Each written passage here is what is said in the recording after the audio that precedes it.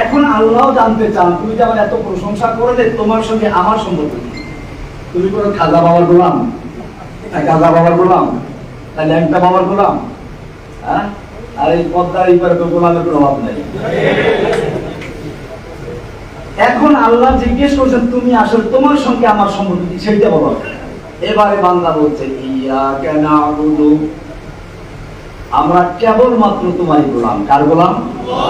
আমাদের সঙ্গে আল্লাহর সম্পর্ক কি? গোলাম আর মালিকের সম্পর্ক। আল্লাহ আমাদের মালিক, আমরা আল্লাহ গোলাম। বাহ, কি সুন্দর পরিচয়। গোলামের গোলামি করবে কার? মালিককে। মালিককে এখন যদি অন্যের গোলামি করে,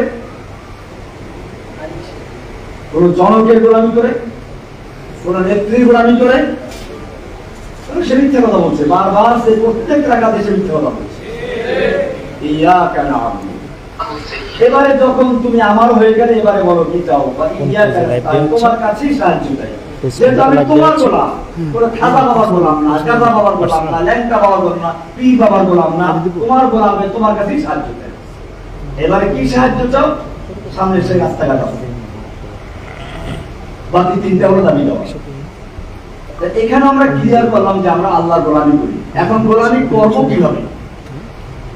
এই কারণে আমাদের উপর স্বতন্ত্র লেখা আছে, শুনে নেবেন যে ইবাদত কবুল হওয়ার জন্য কোন ইবাদত করব কাকে খুশি করার জন্য?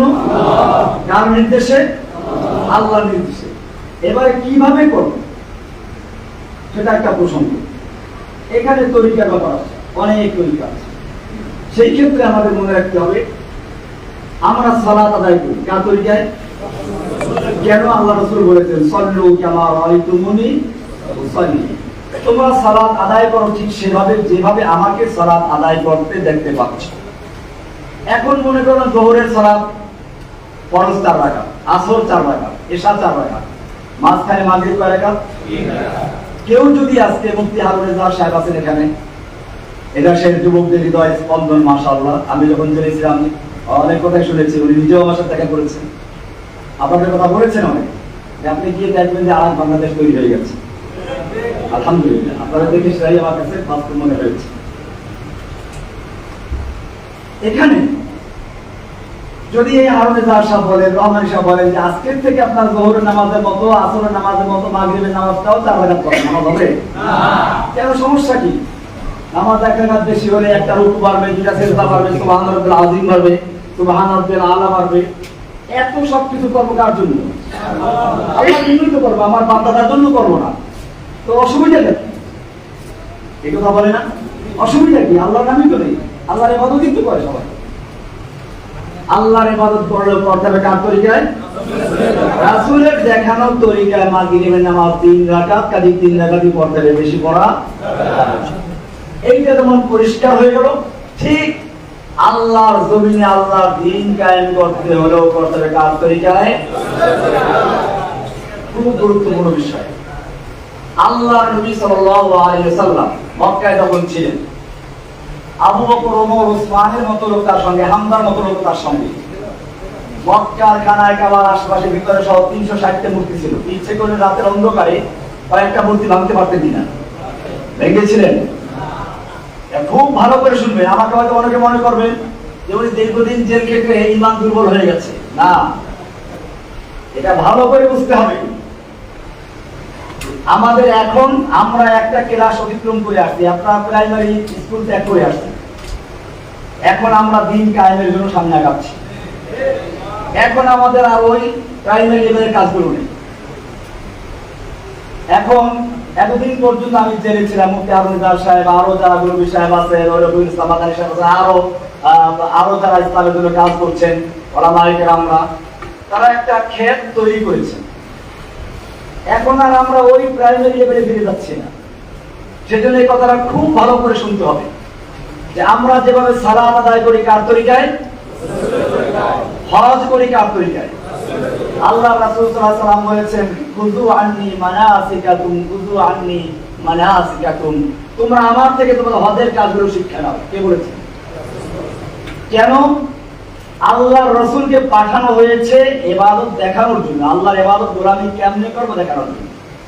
ঠিক এরকম ভাবে আমরা আল্লাহর জমিনে আল্লাহর দ্বীন কায়েম করব কার দেখানোর তরিকায়? না অন্য কারো তরিকায়? আব্রাহাম লিঙ্কনের তরিকায়, আলমার্সের তরিকায়, আউসিনের তরিকায়? তরিকা কার? রাসূলুল্লাহ সাল্লাল্লাহু আলাইহি ওয়াসাল্লাম। এটাই হচ্ছে ওয়াশহাদু আন্না মুহাম্মাদান। সুতরাং আল্লাহর রাসূল সাল্লাল্লাহু আলাইহি ওয়াসাল্লাম শুরুতেই মক্কাতে কোনো মূর্তি ভাঙেন নাই। কেন ভাঙেন নাই? ইচ্ছে করে ভাঙতে পারতেন। আজকে যে ভাইয়েরা আমাদের বক্তব্য শুনছেন খুব ভালো করে বুঝে নেবেন, আল্লাহর নবী সাল্লাল্লাহু আলাইহি ওয়াসাল্লাম মক্কায় হামজার মতো বীর, ওমরের মতো সেনাপতি, এত বড় বড় ব্যক্তি থাকার পরেও মক্কার কোনো মূর্তি ভাঙেন নাই। কেন ভাঙেন নাই? একটা দুটো মূর্তি ভাঙলে ওরা আবার গড়বে। তার চেয়ে উত্তম হচ্ছে মানুষের অন্তরের থেকে, কলমের থেকে মূর্তি ভেঙে দেওয়া। এই কারণে তিনি সাফা পাহাড়ে গেলেন, আরবের লোকদের, মক্কার লোকদের ডাকলেন, ইয়া আল কুরাইশ, ইয়া বনি ফিহর, ইয়া মুক, বিভিন্ন গোত্রের নাম ধরে ডাকলেন, মক্কার সব গোত্রের নাম ধরে।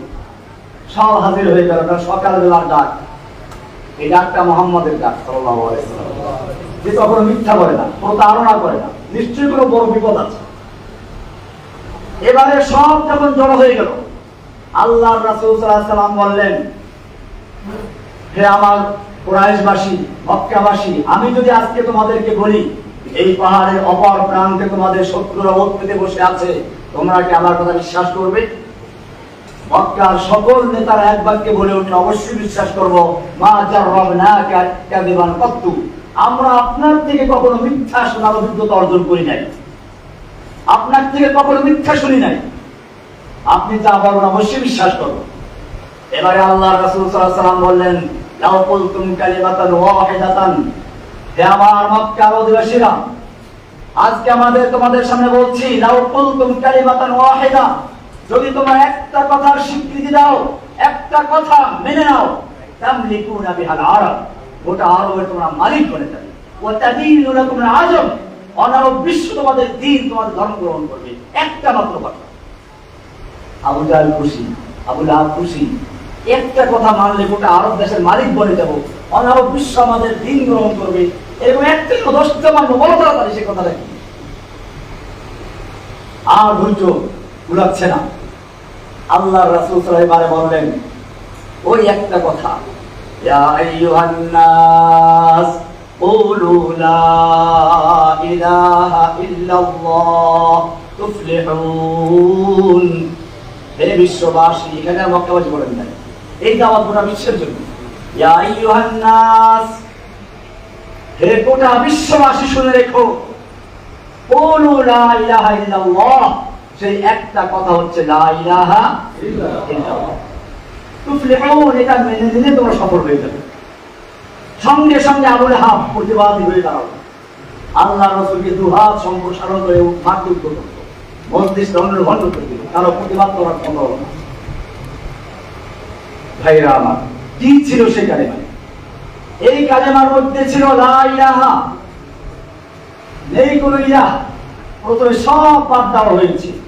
আমি এটাকে বলি এভাবে, একটা পুরাতন বিল্ডিং এর রং করতে গেলে আগে যেমন পুরাতন রং ঘষে মেজে ধুয়ে মুছে পরিষ্কার করে নতুন রং করে, ঠিক তেমনি ভাবে লা ইলাহা ইল্লাল্লাহর মাধ্যমে গোটা মূর্তি, দেবদেবী, খাজা বাবা, গাজা বাবা, যত বাবা আছে সবগুলোকে নফি করে ইল্লাল্লাহ, এক আল্লাহকে বসিয়ে দিলে নতুন রং। এটা আবু জাহেল বুঝতে পারলো, আবু লাহাব বুঝতে পারলো। এই লা ইলাহা ইল্লাল্লাহ মানে হচ্ছে আমাদের দেবদেবী চলবে না, এই লা ইলাহা ইল্লাল্লাহ মানে হচ্ছে আমাদের মন্ডনা ইবাদত পূজা চলবে না, লা ইলাহা ইল্লাল্লাহ মানে হচ্ছে আমাদের কোনো আইন কানুন চলবে না, একমাত্র আইন কানুন চলবে কার? আল্লাহ। গোলামি চলবে কার? আল্লাহ। কার তরিকায়? রাসূলের তরিকায়। এটা হচ্ছে এরকম, রেলগাড়ি চলে দুই চাকার উপরে, সামনে মানুষ পরে, গরু পরে, ছাগল পরে, কেটে নিয়ে চলে যায়। বড় যদি পাথরের লড়ি করে ট্রাক করে নিজে কাজ হয়ে পড়ে যায়, তবুও সাইড দেওয়া হয়ে যায়। একজন মুমিনের গাড়ি চলবে লা ইলাহা ইল্লাল্লাহ চাকা, মুহাম্মদুর রাসূলুল্লাহ চাকা। लाइन पर तौहीद के गाड़ी चला, लाइन पर तौहीद के गाड़ी चला, तौहीদের লাইনে গাড়ি চালাও। फिर उसमें रसूलुल्लाह के डब्बा लगा, আপনারা কি করবা? তাহলে এটাই হচ্ছে, এটাই আগের যুগে যারা তারা দাওয়াত দিয়ে গেছেন। সব গুরিজা हो गया फिर चलवाए खुर्शीद से, सब गुरीजा हो गया फिर चलवाए खुर्शीद से, ये चमन मामूर होगा नगमाए तौहीद से। এই রাতের আধার, তাহিয়াতের আধার ঝাড়ু দিয়ে ফিরিয়ে দূর করা যাবে না, দূর করা যাবে না। কোরআন কি বলা হয়? নূর। কি বলা হয়? কেন নূর বলা হয়?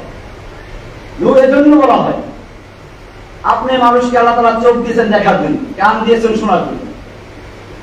চোখ দিয়ে দেখতে হলে সামনে কি লাগে? আলো লাগে। চোখের পাওয়ার যতই ভালো হোক, এখন বাতি বন্ধ হয়ে যাক, কেউ কেউ দেখতে পাবো? কি লাগবে? এই চোখ দিয়ে দেখতে হলে যেমন আলোর প্রয়োজন, ঠিক আল্লাহ রাব্বুল আলামিন মানুষকে আরেকটা চক্ষু দিয়েছেন, জ্ঞান চক্ষু। কি দিয়েছেন? ওই জ্ঞান চক্ষু দিয়েছেন আল্লাহ তাআলা আল্লাহকে চেনার জন্য। কিন্তু ওই চোখ দিয়েও কিছু চেনা যাবে না যতক্ষণ পর্যন্ত ওর সামনে একটা আলো না থাকবে। জ্ঞান চোখের সামনে যে আলোর প্রয়োজন, সে আলো হচ্ছে মিনাল্লাহি নূরুন ওয়া কিতাবুম মুবিন। আল্লাহর পক্ষ থেকে নূর এসেছে, কোরআন। এটা হচ্ছে আলো। এটা কি? এই আলো আমাদেরকে পথ দেখায়। এই আলো দিয়ে, কোরআনের আলো জেনে ব্যক্তি জীবন, পারিবারিক জীবন, সামাজিক জীবন, রাষ্ট্রীয় জীবন করতে হবে। সংসার চলবে এই কোরআনের আলো দিয়ে। এজন্য আমার একটা স্লোগান ছিল, আলো কোরআনের আলো সব জায়গা জ্বালাবে। আমরা সেই স্লোগান এখনো নিয়ে আছি। এই আলো, কোরআনের আলো জ্বালাতে হবে কার তরিকায়? রাসূলের তরিকায়। রাসূল সাল্লাল্লাহু আলাইহি ওয়াসাল্লাম মক্কায় সেই জন্য কোনো মূর্তি ভাঙেন নাই। কেন ভাঙেন নাই? মানুষের অন্তরের ভিতর থেকে মূর্তি ভাঙতে হবে। ঠিক আজকে আপনাদের এই হল থেকে এই ডাক্তারদের কাজ চিকিৎসা করা, আপনাদের আরেকটা চিকিৎসা করতে হবে, সেটা হচ্ছে রূহানি চিকিৎসা। দেহের চিকিৎসার সঙ্গে সঙ্গে আজকের এই ফরিদপুরের ডাক্তারদের সামনে আমি বক্তব্য রাখছি গোটা বাংলাদেশের ডাক্তারদের জন্য, যে ডাক্তার ভাইয়েরা